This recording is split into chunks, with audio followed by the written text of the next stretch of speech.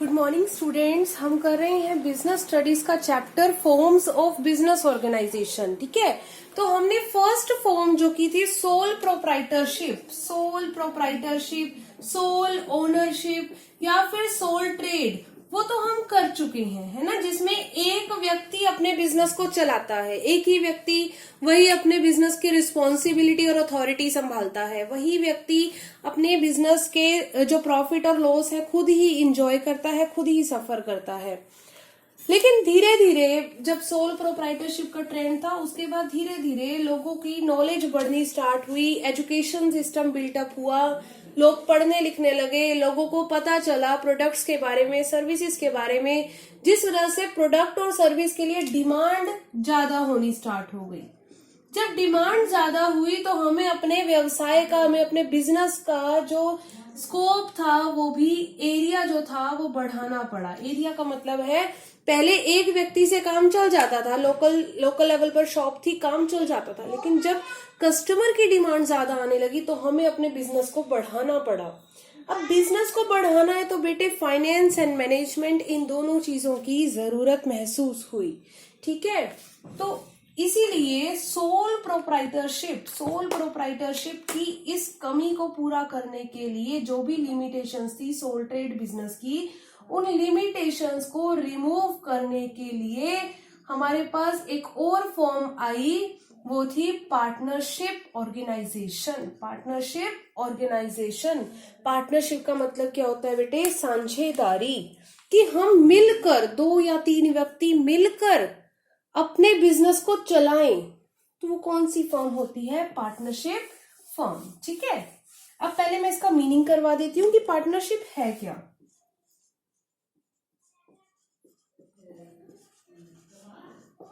Partnership, it means that form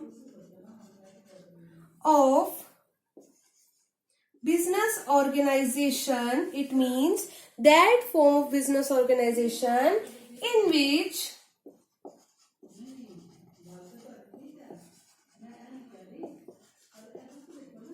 two or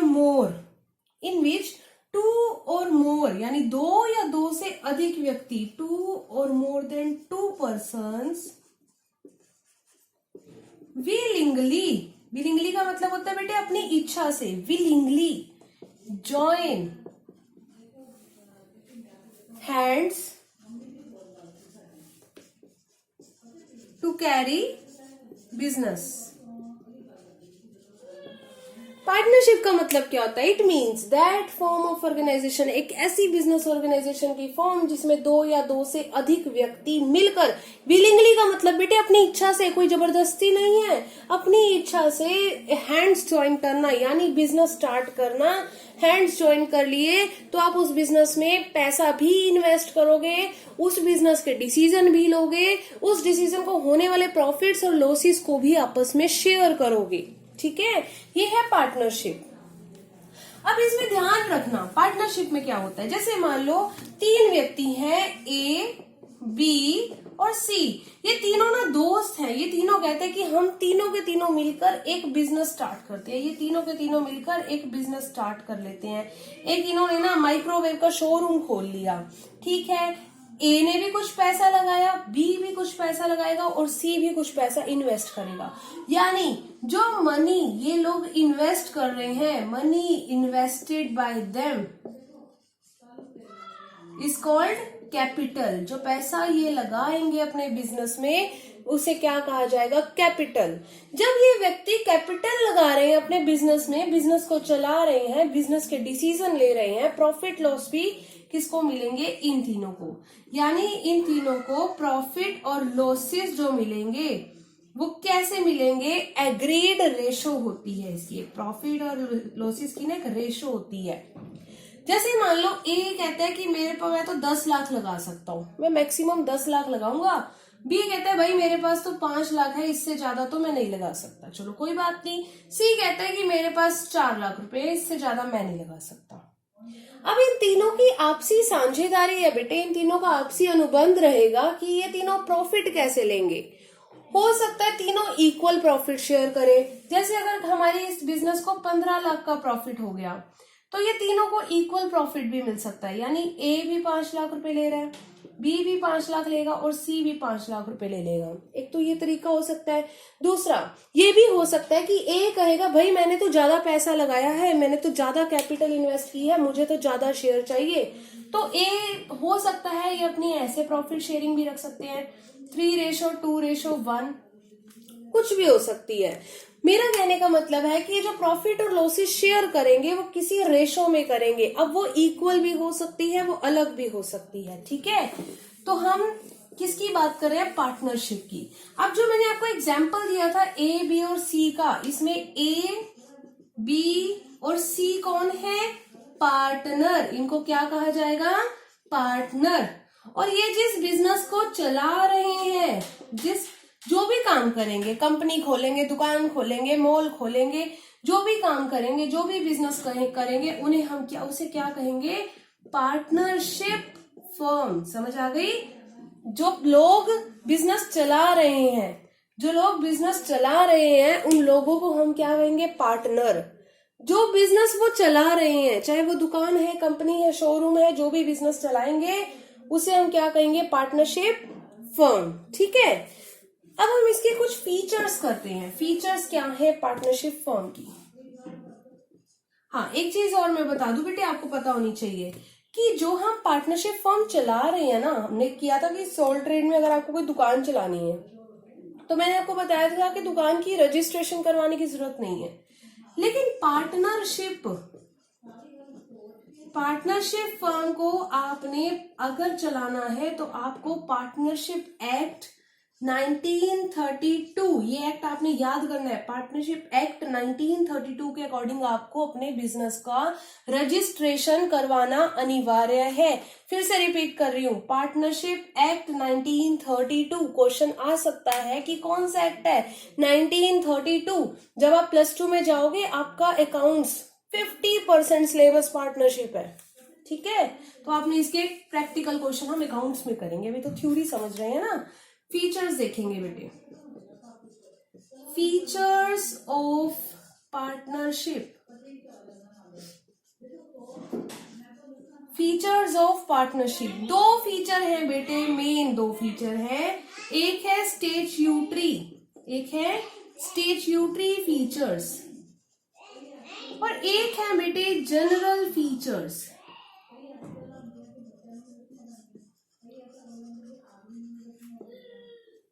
statutory feature यानी जो हमें कानून के द्वारा दी गई है, जो कि कानूनी रूप से वैलिड तभी मानी जाएगी अगर हम अपनी इन स्टैट्यूटरी फीचर्स को पूरा करेंगे। जनरल फीचर्स ये भी लॉ के द्वारा ही है और इनको भी पूरा किया जाएगा। बेसिकली स्टैट्यूटरी फीचर को मैंने लॉ के द्वारा क्यों कहा? क्योंकि जो इंडियन पार्टनरशिप एक्ट 1932 जिसके बारे में भी आपको बताया था ना, तो एक्ट में जो दी गई है वो ये फीचर है, लेकिन कानूनी रूप से हमें इनको भी पूरा करना पड़ता है, ठीक है। तो स्टैट्यूटरी फीचर पहले हम देखेंगे।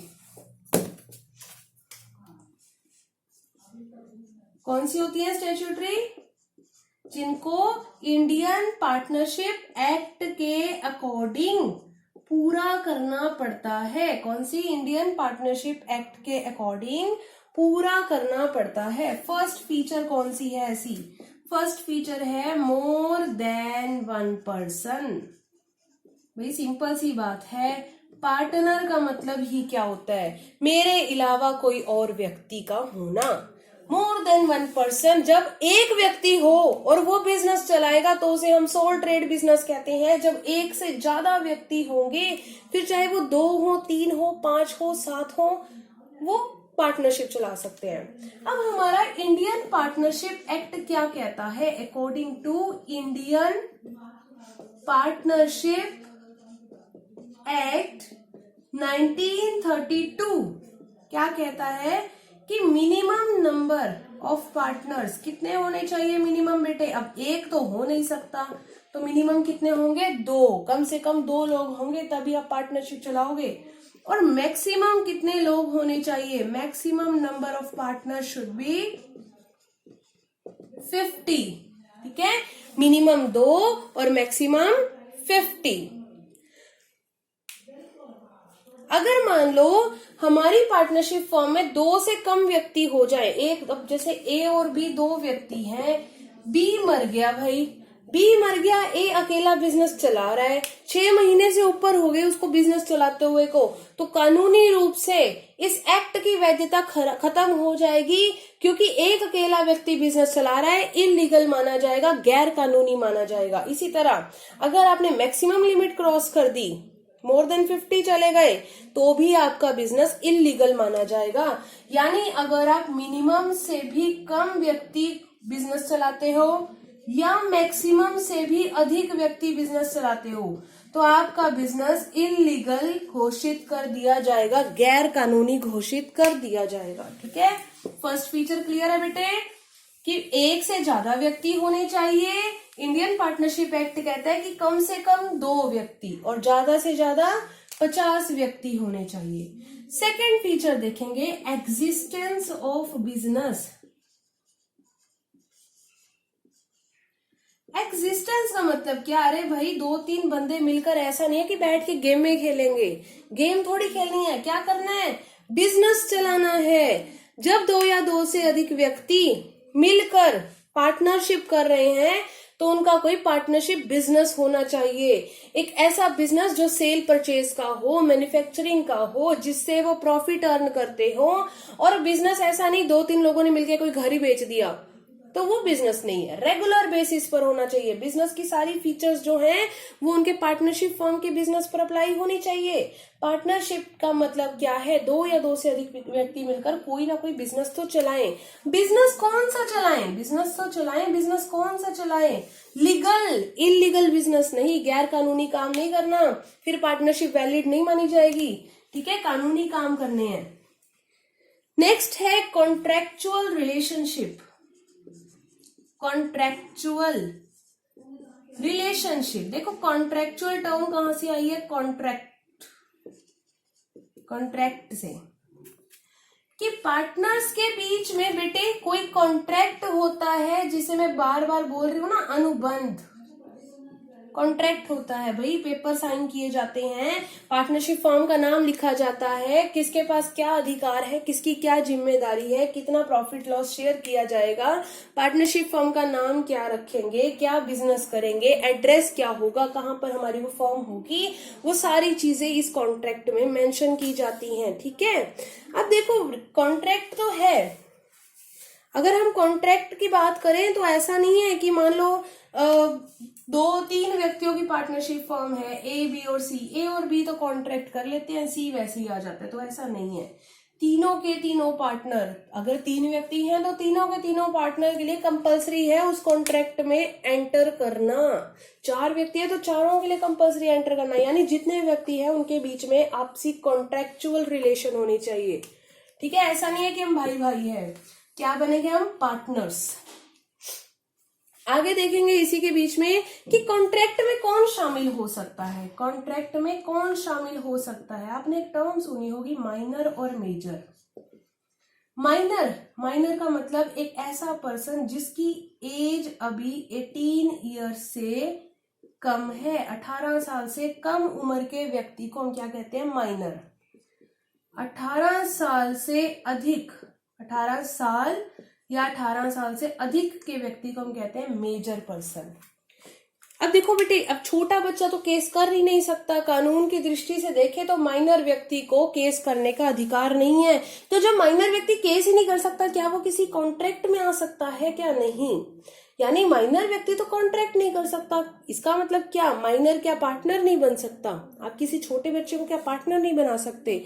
समझदार है उसको आप पार्टनर बना सकते हो, लेकिन ध्यान रखना माइनर व्यक्ति हमेशा हमारे बिजनेस में होने वाले प्रॉफिट में हिस्सेदार रहेगा। अगर हमारी पार्टनरशिप फर्म को लॉस हो गया तो उसको कुछ भी पे नहीं करना। अगर प्रॉफिट होंगे तो उसको मिलेंगे, क्योंकि वो माइनर है, वो छोटा है, वो किसी कॉन्ट्रैक्ट में नहीं आया, उसको हमने पार्टनरशिप में ले लिया। वो सिर्फ प्रॉफिट इंजॉय करेगा, लॉसेस में उसका कोई हिस्सा नहीं होगा। लेकिन यही माइनर जब 18 साल या 18 साल से ऊपर हो जाएगा, 18 साल का होते ही इसको अपने आप को इस कॉन्ट्रैक्ट में शामिल करना होगा। अगर मान लो ये व्यक्ति अपने आप को शामिल नहीं करता और बिजनेस में काम करी जा रहा है, तो इसकी पार्टनरशिप खत्म कर दी जाएगी। ठीक है, आगे देखो प्रॉफिट मोटिव। अगर ये मान लो, हाँ आगे ये भी है, पार्टनरशिप नहीं सॉरी, अगर मान लो एक माइनर बाद में मेजर बन गया, 18 साल का हो गया, 18 साल से ऊपर एज हो गई, ये कहता है भाई मैंने नहीं करना बिजनेस, मैं तो अपना करूंगा कोई और काम, मैंने नहीं पार्टनरशिप करनी, तो ये तोड़ सकता है। ये कभी भी किसी भी समय मेजर होने के बाद अपने आप को डिक्लेयर कर देगा कि मैं पार्टनर नहीं हूं। लेकिन अगर मान लो ये डिक्लेयर नहीं करता तो इसको ऑटोमेटिकली पार्टनर मान लिया जाएगा। ठीक है, इसको ऑटोमेटिकली पार्टनर मान लिया जाएगा। इसके बाद है प्रॉफिट मोटिव, कि हमारी पार्टनरशिप फर्म का उद्देश्य क्या होना चाहिए, प्रॉफिट अर्न करना और प्रॉफिट्स को शेयर करना। अभी आपको समझाया था ना, sharing of profit can be equal और can be in ratios. Equal profit भी शेयर कर सकते हैं सारे पार्टनर, और कोई रेशो भी डिसाइड कर सकते हैं, भाई 50% तेरा प्रॉफिट, 25% मेरा प्रॉफिट, 25% तीसरे का प्रॉफिट, ऐसी भी कोई रेशो कर सकते हैं। तो प्रॉफिट शेयर होना चाहिए। प्रॉफिट ऐसा ना हो कि एक ही व्यक्ति अपने पास रखे, जितने व्यक्ति बिजनेस में पार्टनर है सभी को प्रॉफिट मिलेगा। ये इंपॉर्टेंट फीचर है। प्रिंसिपल एजेंट रिलेशन, पार्टनर को क्या कहा जाएगा, पार्टनर को हम प्रिंसिपल कहेंगे या एजेंट। प्रिंसिपल का मतलब है हेड, वो हेड है या वो एजेंट है, वो दोनों है। एक पार्टनर प्रिंसिपल भी है क्योंकि उस पार्टनर का कहना बाकी सभी पार्टनर्स मानेंगे। जैसे प्रिंसिपल सर होते हैं ना, प्रिंसिपल सर का कहना सभी मानते हैं, ऐसे ही एक पार्टनर प्रिंसिपल भी है, उसका कहना सभी मानेंगे। वही पार्टनर एक एजेंट भी है क्योंकि वो दूसरे पार्टनर्स का कहना मानेगा। तो एक ही पार्टनर प्रिंसिपल भी हो सकता है और एजेंट भी हो सकता है। ये थी बेटे स्टैट्यूटरी फीचर्स। इसके बाद है कुछ जनरल फीचर्स। कौन सी होती है general features? First, unlimited liability. Sole trade की भी यही थी ना, इसकी भी है यही फीचर कि लायबिलिटी अनलिमिटेड है। कल को अगर मेरी पार्टनरशिप फर्म के ड्यूज बहुत ज्यादा हो जाते हैं तो पार्टनर्स अपना घर का सामान भी बेचे, कोई लिमिट नहीं है, उन्हें कहीं से भी पैसा इकट्ठा करके अपने सिक्योर्ड क्रेडिटर्स को पे करना पड़ेगा। नो सेपरेट इंडिविजुअलिटी, कोई भी पार्टनर अकेला नहीं है। जब एक पार्टनर ने कोई काम किया तो उसके लिए सभी पार्टनर रिस्पॉन्सिबल हैं। ठीक है। अटमोस्ट गुड फेथ, कि पार्टनरशिप बेटे किसके भरोसे चलती है? विश्वास। फेथ का मतलब होता है विश्वास। पार्टनरशिप चलती है आपसी विश्वास के भरोसे। देखो ना, अब तुम 3 पार्टनर बन गए, मान लो तुम्हें कहीं काम जाना पड़ गया तो 2 व्यक्ति तो शोरूम पे हैं, तुम्हें उन 2 व्यक्तियों पर विश्वास करके जाना होगा कि वो बिजनेस को अच्छे से चला लेंगे, वो कोई चोरी नहीं करेंगे, कोई धोखाधड़ी नहीं करेंगे। तो हमें एक दूसरे के ऊपर विश्वास होना जरूरी है। इस विश्वास के भरोसे ही पार्टनरशिप चलती है। ठीक है। और हमें सारी इंफॉर्मेशन, मान लो एक पार्टनर को कोई इंफॉर्मेशन पता चली है तो ये उसकी रिस्पॉन्सिबिलिटी है कि वो दूसरे पार्टनर्स को बताए। ठीक है। Next is restriction on transfer of interest. इसका क्या मतलब होता है ट्रांसफर ऑफ इंटरेस्ट? देखो मैं आपको बिल्कुल सिंपल लैंग्वेज में ये समझा देती हूँ। ये तो ना इतना, देखो ए, बी और सी 3 पार्टनर हैं। बी कहते हैं भाई मैंने ना अपना बिजनेस स्टार्ट करना है, मैं तो पार्टनरशिप से निकल रहा हूं, मुझे नहीं करना पार्टनरशिप में, तो मेरी जगह तुम डी को रख लो। ऐसा नहीं हो सकता। बी को बिजनेस छोड़ने जा सकता है, जाए, यानी पार्टनरशिप खत्म हो जाएगी। पार्टनरशिप खत्म हो जाएगी, एक न्यू पार्टनरशिप, बिजनेस वही चल रहा है, पार्टनरशिप फर्म जो है वो कंटिन्यू चल रही है, सिर्फ पार्टनरशिप अकाउंट्स जब हम करेंगे ना तब आपको समझ आएगा। एक नई पार्टनरशिप स्टार्ट हो जाएगी। एक नई पार्टनरशिप किसके बीच में, ए और सी के बीच में। बी कहता है मेरी जगह तुम डी को रख लो, फिर हम एक नए पार्टनर की एडमिशन शो करेंगे कि हमने एक नया पार्टनर रखा है, एडमिशन ऑफ पार्टनर। तो कितने पार्टनर हो जाएंगे, 3, ए सी और डी। आप अपने इंटरेस्ट को किसी और को नहीं दे सकते, ट्रांसफर नहीं कर सकते, ठीक है बेटे। तो ये थी फीचर्स पार्टनरशिप की, अच्छे से एक बार पढ़ना। फिर भी कोई डाउट होता है तो आप मुझे व्हाट्सएप पर पूछ सकते हो। Thank you.